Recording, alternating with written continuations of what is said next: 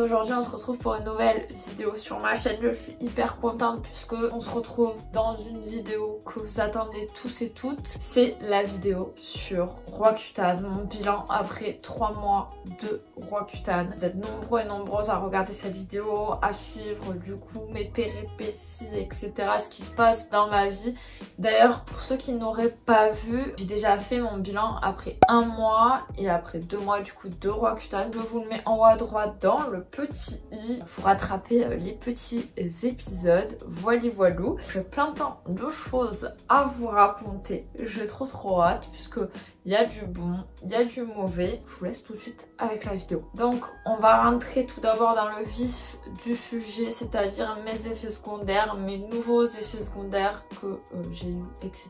Donc j'en ai eu pas mal. Je me suis aperçue que je saignais du nez, j'ai eu quelques petits saignements, mais si vous voulez j'ai tellement la peau asséchée que mon saignement de nez je le remarque pas de suite. Je le remarque uniquement quand je me mouche puisque c'est du sang qui a séché en fait, si vous voulez, tellement que j'ai ma peau asséchée. Voilà, c'est super, mais après ça fait pas mal, c'est pas un effet secondaire incroyable sur lequel je me suis attardée. Enfin franchement j'ai déjà vécu bien pire, surtout au niveau de la vision. Ensuite j'ai remarqué bon quelques petits sauts d'humeur, mais c'est pas non excessif, hein, ça va, je suis pas à me plaindre, je vais très bien, vous voyez mes vlogs, je continue mes vidéos, donc ça veut dire que ça va nickel pour moi. Donc ensuite on va parler du coup de ma perte de poids. Alors je sais pas si c'est à cause de Roaccutane ou quoi, mais je préfère en parler ici parce que je pense que ça a un lien du coup avec Roaccutane. Des fois ça vous donne voilà des sauts d'humeur. Je pense que peut-être il y a eu un truc qui n'allait pas, ou enfin voilà, je sais pas, ou c'est peut-être instinctif. Pendant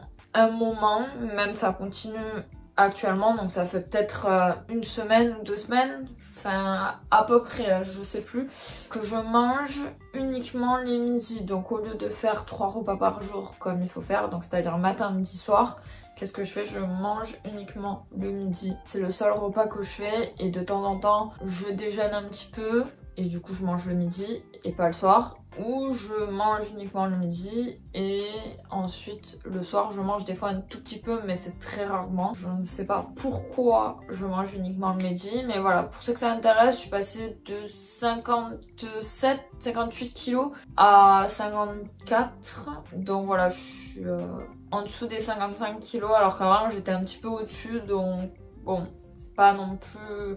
J'ai pas perdu énormément, mais ça fait quand même perdre une taille de pantalon et c'est un petit peu compliqué parce que du coup je dois changer tous mes pantalons. J'ai acheté même un pantalon neuf comme vous avez pu le voir dans ma vidéo mes cadeaux de Noël que je ne peux pas mettre pour le moment parce que il me baille énormément alors qu'avant il m'allait très bien pendant le confinement. Donc voilà, et pour vous dire, je n'ai fait aucun sport, j'ai juste...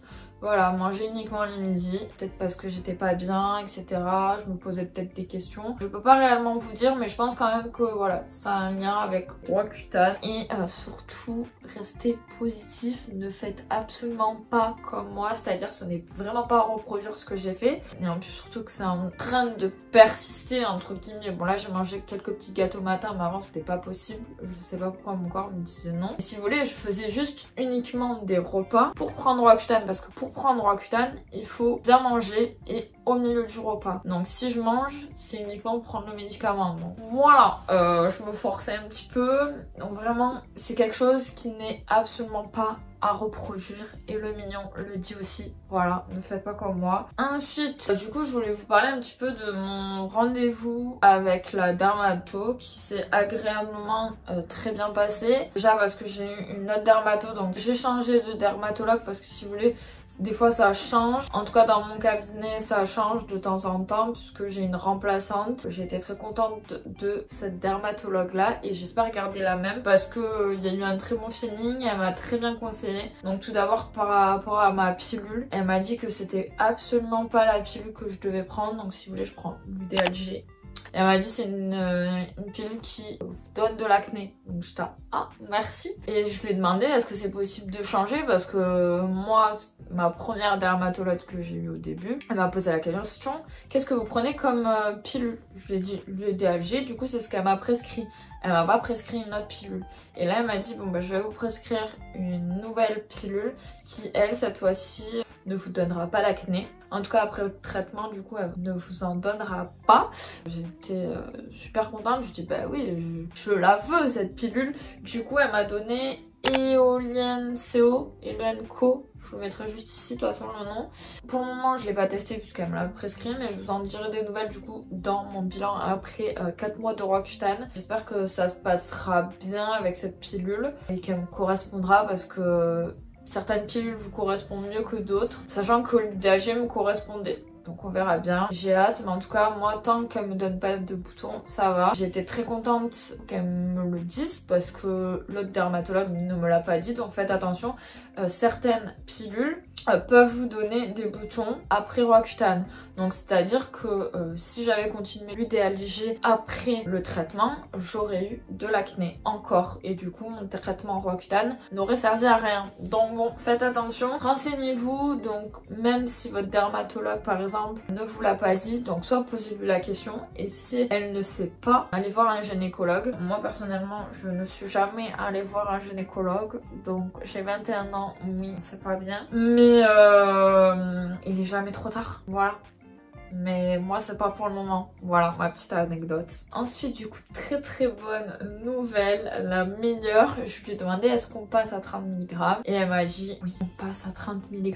Bon après je vous avoue j'ai un petit peu forcé parce que je voulais vraiment finir le traitement avant les vacances, parce que si jamais je veux partir en voyage ou quoi, au moins pas contrainte soit de revenir exprès pour le rendez-vous parce que c'est un rendez-vous chaque mois et on est obligé d'être présent, ou se tartiner de crème pendant l'été, c'est pas ouf. Donc je voulais vraiment être tranquille pour les grandes vacances, donc c'est pourquoi elle m'a fait passer à 30 mg. Bon j'espère réellement que je n'aurai pas un problème de vision, que j'aurai pas les yeux asséchés comme j'ai eu au premier mois parce que ça m'a vraiment dérangée. Donc voilà, j'espère vraiment que ça va bien se passer ce 4e mois. En tout cas moi j'ai trop hâte de vous faire ma prochaine vidéo alors que j'ai même pas fini celle-ci. De toute façon restez connectés, le 4e mois il arrive très vite pour vous updater un petit peu de l'avancée de mon acné, de mes effets secondaires, etc. Donc ensuite, j'ai parlé aussi un petit peu avec ma dermatologue du coup des traces et des cicatrices, etc. Et je m'étais dit que ça pouvait être bien d'en parler dans cette vidéo. Ça assez cool, sachant qu'on m'a posé la question dans l'une de mes vidéos sur Roaccutane. Ça peut du coup en intéresser certaines et certaines. Alors moi si vous voulez, au début je savais pas vous répondre, maintenant je sais vous répondre parce que j'ai eu la réponse d'une dermatologue, voilà tout simplement. Donc la question c'était est-ce que les traces, les rougeurs, les cicatrices partent après le traitement Roaccutane? Non, les rougeurs, oui, ne vous inquiétez pas, ça partira après Roaccutane. La dermatologue me l'a confirmé, ça j'étais hyper contente. Après c'était pas quelque chose qui me dérangeait puisque moi tout ce que je voulais c'était vraiment éradiquer les boutons, c'est-à-dire la population qu'il y avait sur mon visage et sur mon dos, parce que oui, j'en avais pas uniquement au visage, j'en avais aussi dans le dos. Donc voilà, pour le moment j'ai uniquement des traces, donc c'est plutôt cool. Et en revanche pour les cicatrices ça dépend. Soit les cicatrices peuvent diminuer après Roaccutane mais il en restera toujours un petit peu, ou soit elles partiront avec le temps. Donc ça je peux pas vous dire, chacun est différent. Donc peut-être que vous, les cicatrices vous en aurez pas, d'autres oui. Donc ça je peux pas vous dire exactement. Après ne vous inquiétez pas, enfin moi personnellement je trouve que je préfère avoir des cicatrices que des boutons. Et puis les cicatrices peuvent partir avec d'autres traitements qui se continuent après, voilà. Donc ne vous inquiétez pas, de toute façon la dermatologue sera là pour vous l'expliquer, vous pourrez lui en parler. Ensuite je voulais peut-être finir avec un petit plan de ma peau, un petit peu l'état de ma peau, mais c'est vraiment des rougeurs. Après elle m'a touché un petit peu la peau pendant le rendez-vous, elle m'a dit qu'il y avait des micro-kystes encore restés, donc elle m'a dit que si jamais il y a encore une petite poussée d'acné, c'est normal, c'est parce qu'il reste encore des micro-kystes. Donc voilà, n'ayez pas peur, si vous augmentez et que vous avez encore de l'acné, ça veut dire que ça sort, que vous avez encore des boutons, donc c'est plutôt positif. Il faut vraiment que tous les boutons sortent avant la fin du traitement. Donc c'est à peu près tout, et je trouvais ça bien l'idée de poser une question et que j'y réponde en vidéo, que je peux soit moi-même répondre ou soit que moi je pose la question du coup à la dermato et que je puisse la retranscrire du coup en vidéo, que je puisse voilà vous donner une aide supplémentaire pour des questions un peu plus poussées. Et je trouvais déjà que certaines réponses étaient très bien trouvées dans le sens où moi-même je me serais pas posé la question et ça peut être intéressant pour vous, donc n'hésitez pas à mettre un commentaire avec vos questions, j'y répondrai. Même voilà, si vous êtes nouveau dans la team Roaccutane, bienvenue dans la team Roaccutane. Ne vous inquiétez pas, chaque mois il y a une vidéo sur mon bilan Roaccutane, qu'est-ce qui se passe, etc. dans ma vie, si tout va bien, tout va mal, je vous dis tout.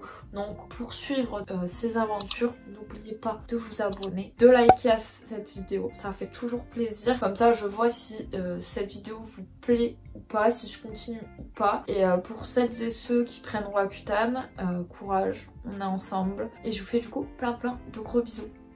Bye.